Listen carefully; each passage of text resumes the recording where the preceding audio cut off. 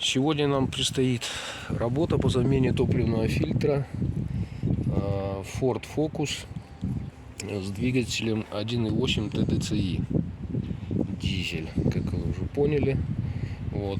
Для того, чтобы заменить, сам фильтр выглядит таким образом. Вот стрелочки: вход в фильтр, выход из фильтра. Вот. Это, похоже, обратка. Для начала надо освободить фильтр. Используем маленькую трещотку с головкой на 8. Освобождаем.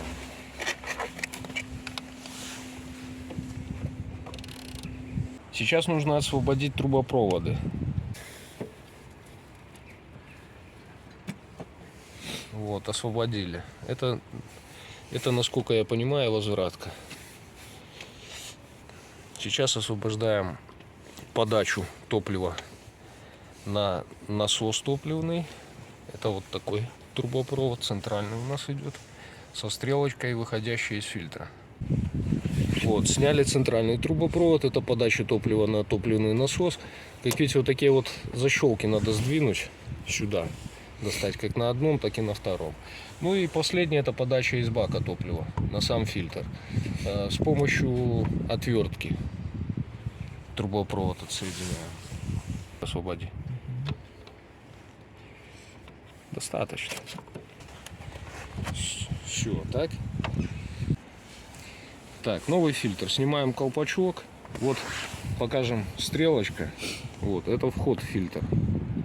Надеюсь, видно. Ставим в обратном порядке. Ставим подачу топлива из бака. Трубопровод до конца его. Еще дальше задвинь. До упора. Ага. Все, теперь ставь эту часть.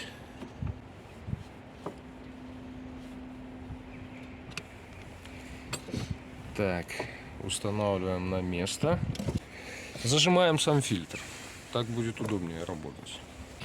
Так, сейчас в связи с тем, что фильтр у нас пустой, без топлива, пытаемся прокачать топливо с помощью груши. Если груша работает, функционирует, там стоит обратный клапан, значит, еще должно прокачаться. Снимаем колпачок средний.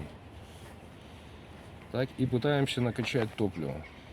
Когда топливо пойдет через верх, это значит, что фильтр у нас полный. Вот, как видим, топливо пошло. Так, будем надеяться, что клапан держит. Все, устанавливаем сейчас наши трубопроводы.